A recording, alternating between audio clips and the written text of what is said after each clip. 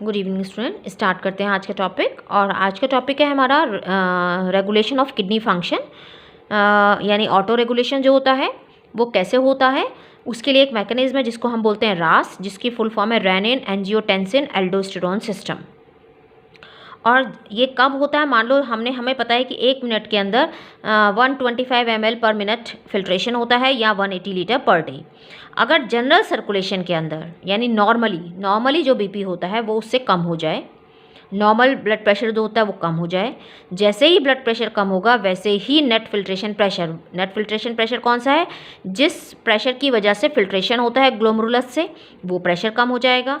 और जब वो प्रेशर कम होगा, एक प्रेशर की वजह से ही तो फिल्ट्रेशन होता है, जब प्रेशर कम होगा तो फिल्ट्रेशन रेट भी कम हो जाएगी, ग्लोमेरुलर फिल्ट्रेशन रेट। ठीक है, तो अब क्या क्या प्रोसेस होगी वो हम डिस्कस करेंगे। तो पहले हम जरा एक स्ट्रक्चर बना लेते हैं। ये आगे हमारा बोमेंस कैप्सूल, फिर हमारा पीसीटी,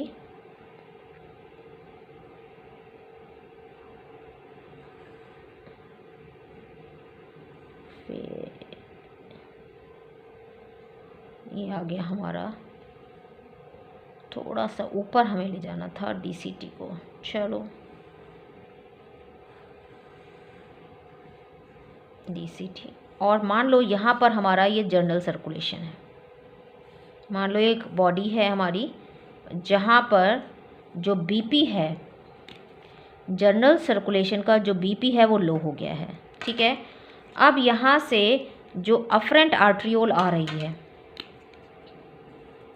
अफरेंट आर्ट्रियोल आ रही है, यहाँ पर हमारा कैपिलरी नेटवर्क है,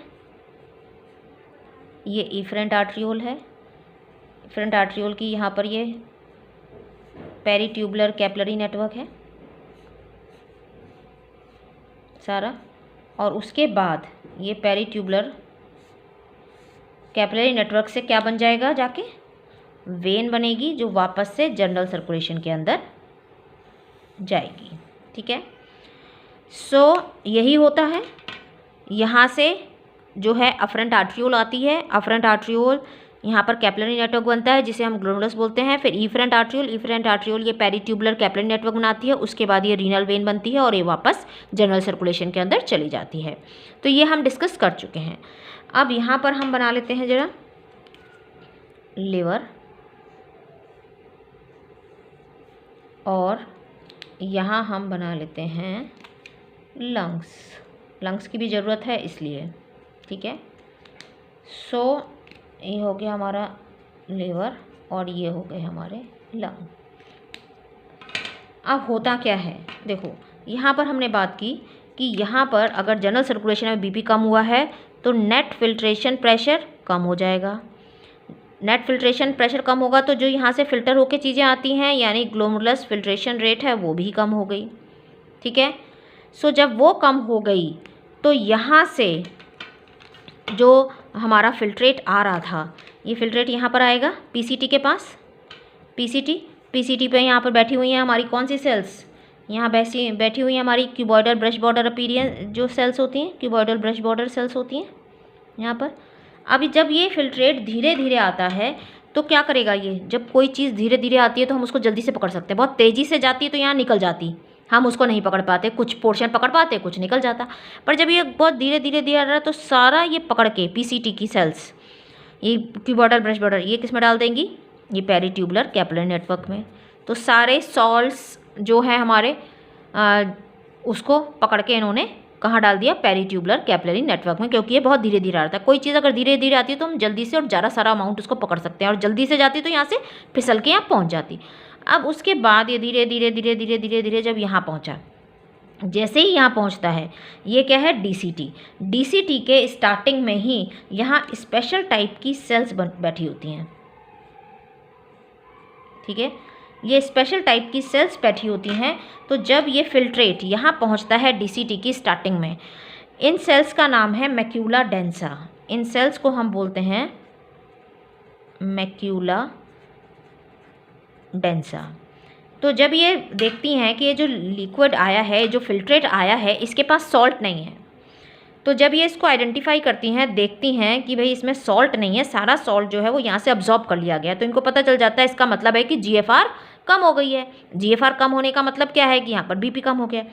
तो ये क्या करती हैं, ये यहाँ पर एक स्पेशल टाइप की सेल, ये किसको सिग्नल भेजती हैं, ये अफरेंट आर्ट्रियोल में, और अफरेंट आर्ट्रियोल के यहाँ पर स्पेशल टाइप की सेल्स प्रेजेंट होती हैं। ये मसल से बना हुआ है आर्टरी, तो यहाँ पर एक स्पेशल टाइप की सेल्स होती हैं जिनको हम बोलते हैं JG सेल्स। ये कहलाती हैं, यहाँ लिख देते हैं JG सेल्स। JG मतलब juxta glomerular cells. Juxta glomerular, juxta मतलब नियर, नियर किसके, ग्लोमेरुलस के, ग्लोमेरुलस के पास वाली सेल्स। ये मैक्यूला डेंसा सिग्नल भेजती हैं अफरेंट आर्ट्रियोल में, जो ये स्पेशल सेल्स हैं जिनका नाम है JG सेल, जिसकी फुल फॉर्म है जस्टा ग्लोमेरुलस सेल।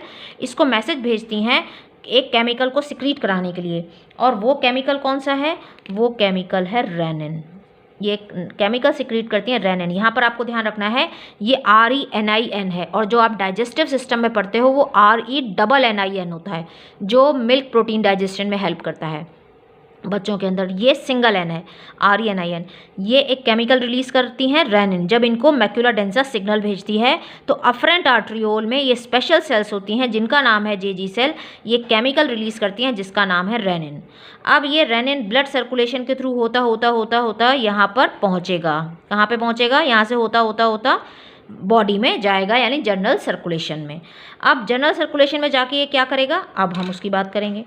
ठीक है, यहाँ पर मैं एक चीज़ और बता दूँ कि इन दोनों को मिला के, ये जो मैक्यूला डेंसा और JG सेल, मैक्यूला डेंसा और इन दोनों सेल्स को मिला के, इन दोनों को मिला के हम बोलते हैं JGA। JGA मतलब juxta glomerular, juxta glomerular apparatus. ठीक है, इन दोनों को, किन दोनों को मिला के, मैक्यूला डेंसा और JG सेल, इन दोनों को मिला के हम बोलते हैं जक्स्टा ग्लोमेरुलस अपरेटस, JGA या जक्स्टा ग्लोमेरुलस अपरेटस। ठीक है, अब ये रेनिन जनरल सर्कुलेशन में आ गया। अब जनरल सर्कुलेशन में आने के बाद क्या होगा, यानी यहाँ पे आ गया, और लिवर नॉर्मली यहाँ से केमिकल रिलीज़ करता होता है।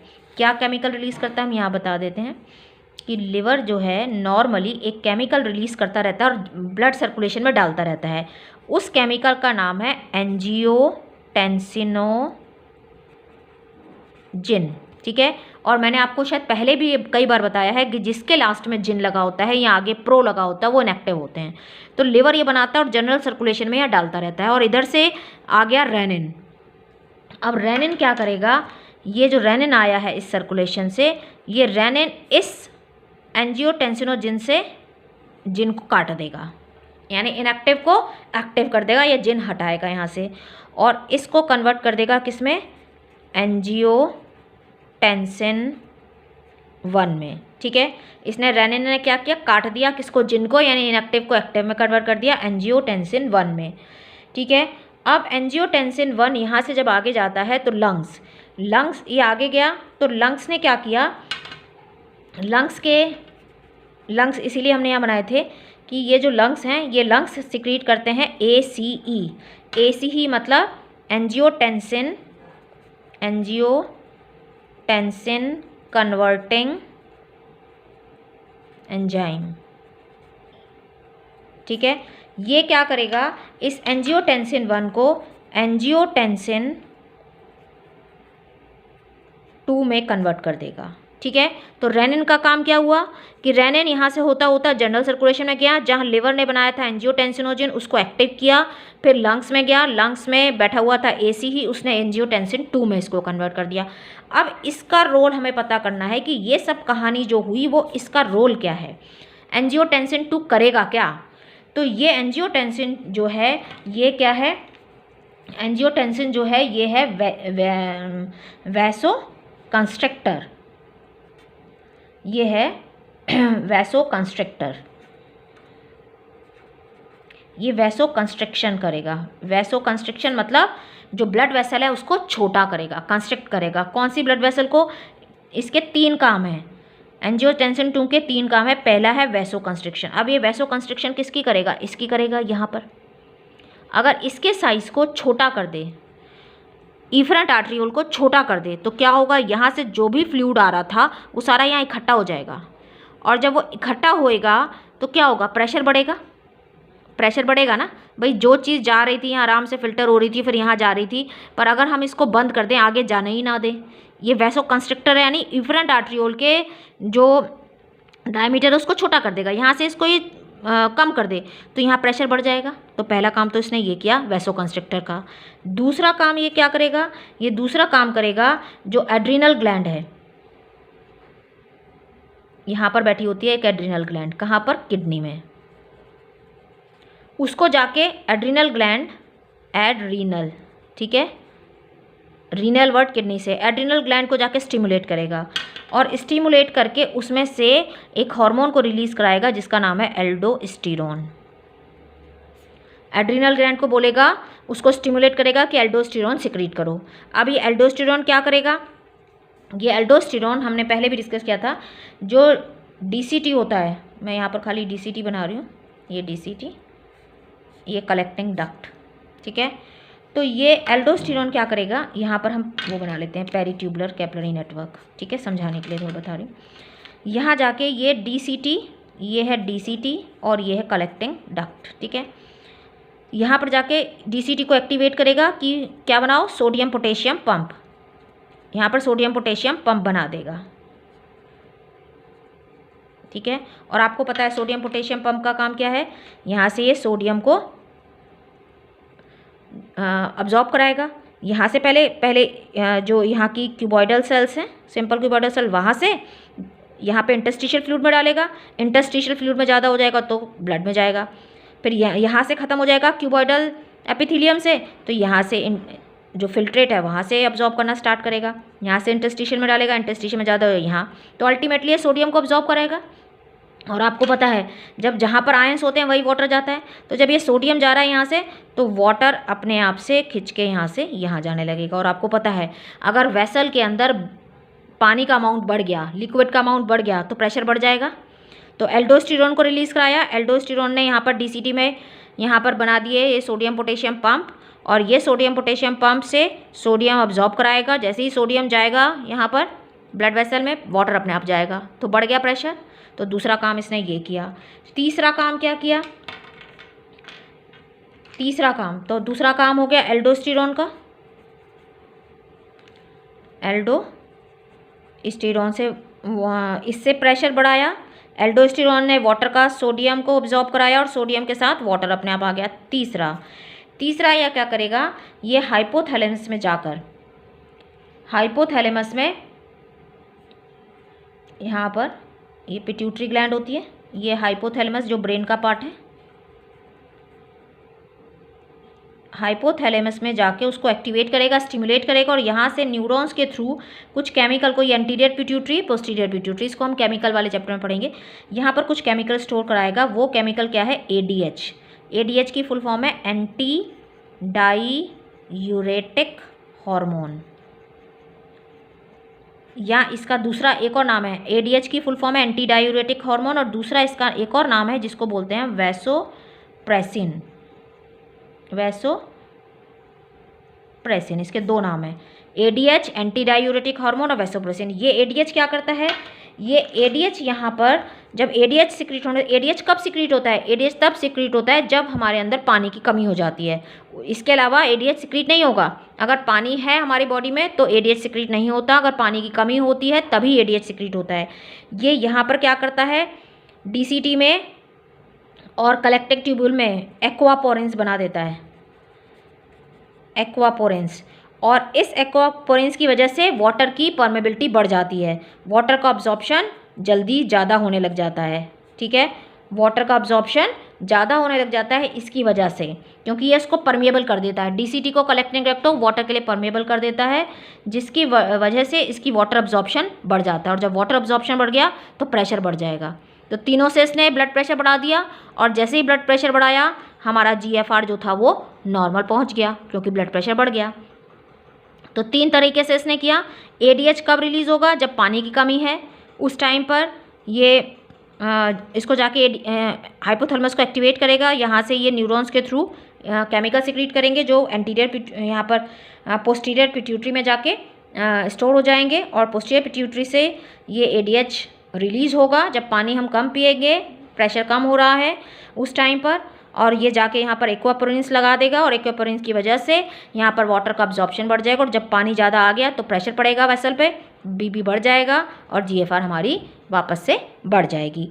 तो ये तो बात हो गई हमारी, इस तरह से ये ऑटो रेगुलेशन होता है। ये आपको समझ में आया कैसे कि जब हमारा BP कम हुआ तो यहाँ से जब ये फिल्ट्रेट धीरे धीरे आया, इसने सारा सॉल्ट ले लिया, जब यहाँ तक पहुँचा तो मैक्यूला डेंसा ने देखा कि यहाँ पर तो सॉल्ट ही नहीं है, इसका मतलब GFR कम हो गया। इसने अफरेंट आर्ट्रियोल से JG सेल को एक्टिवेट कराया जिससे रेनिन रिलीज़ हुआ, रेनिन अंदर गया, जाके जो लिवर ने एंजियोटेंसिनोजन बनाया था उसको एक्टिव किया, एंजियोटेंसिन 1 में कन्वर्ट कराया। फिर लंग्स से जब गया तो वहाँ एस बैठा हुआ था, एस ने इसको एंजियोटेंसिन 2 में कन्वर्ट कराया। एंजियोटेंसिन 2 के 2 काम है, एक वैसो कंस्ट्रिक्शन, इफरेंट आर्ट्रियोल को छोटा करेगा जिससे ब्लड प्रेशर बढ़े, एल्डोस्टेरोन रिलीज़ कराएगा एड्रिनल ग्लैंड से ताकि सोडियम का अब्जॉर्प्शन बढ़े, और सोडियम का अब्जॉर्प्शन बढ़ेगा तो वाटर अपने आप उसके पीछे पीछे आएगा। तीसरा ADH को रिलीज़ करना जो वाटर की परमेबिलिटी बढ़ाएगा जिससे ये ब्लड प्रेशर बढ़ेगा। अब इसके अपोजिट में भी एक काम करता है भाई, अब ये तो बढ़ा दिया, अब जब नॉर्मल हो गई है तो इसको ख़त्म भी तो करना है। जब नॉर्मल आ गया है हमारा ब्लड प्रेशर, GFR नॉर्मल आ गई है, तब क्या होगा, तब उसके लिए उसको कंट्रोल भी तो करना है। हमने बढ़ा तो दिया, अब उसको हम कंट्रोल कैसे करेंगे, तो उसके लिए यहाँ पर होता है एट्रियल, क्योंकि ये ऑटो रेगुलेशन प्रोसेस है, नाइट्रियूरेटिक फैक्टर जिसको हम शॉर्ट में ANF बोलते हैं। नाइट्रियूरेटिक मतलब सोडियम को बोलते हैं, एट्रियल मतलब एट्रियल की वॉल से जो हमारा हार्ट है उस हार्ट के ऑट्रिया से ये रिलीज़ होता है, ठीक है, हार्ट के ऑट्रिया से ये रिलीज़ होता है। और ये क्या है, ये है वैसोडाइलेटर। उसने तो कंस्ट्रिक्ट किया था, अब ये क्या करेगा, उसको जो ब्लड वेसल्स हैं उन ब्लड वेसल्स को डायलेट कर देगा, ब्लड वेसल्स को डायलेट करेगा, चौड़ा करेगा, तो ब्लड प्रेशर क्या हो जाएगा, ब्लड प्रेशर अभी बढ़ाया है, अब ब्लड प्रेशर को क्या करना है, कम करना है, क्योंकि ये ब्लड अगर बहुत ज़्यादा बढ़ गया है, नॉर्मल आ गया है, तो वैसो डायलेटर है तो ये उसको डायलेट करा देगा और सोडियम के अब्जॉर्प्शन नहीं होने देगा, सोडियम के अब्जॉर्प्शन को रोक देगा, सोडियम के अब्जॉर्प्शन को रोक देगा, अब्जॉर्प्शन नहीं होने देगा, जिसकी वजह से सोडियम जो है वो यूरिन में पास होने लगेगा। तो जब सोडियम अब्जॉर्ब नहीं होगा तो वाटर भी अब्जॉर्ब नहीं होगा, ठीक है। तो सोडियम के अब्जॉर्प्शन को रोकेगा ताकि पानी भी ज़्यादा अब्जॉर्ब नहीं हो, क्योंकि इसको प्रेशर को नॉर्मल करना है। तो ये डायलेटर है जो इसके अपोजिट में वर्क करता है, क्योंकि वो तो वैसो कंस्ट्रिक्टर था जो ब्लड प्रेशर बढ़ा रहा था, अब उसको नॉर्मल भी तो करना है।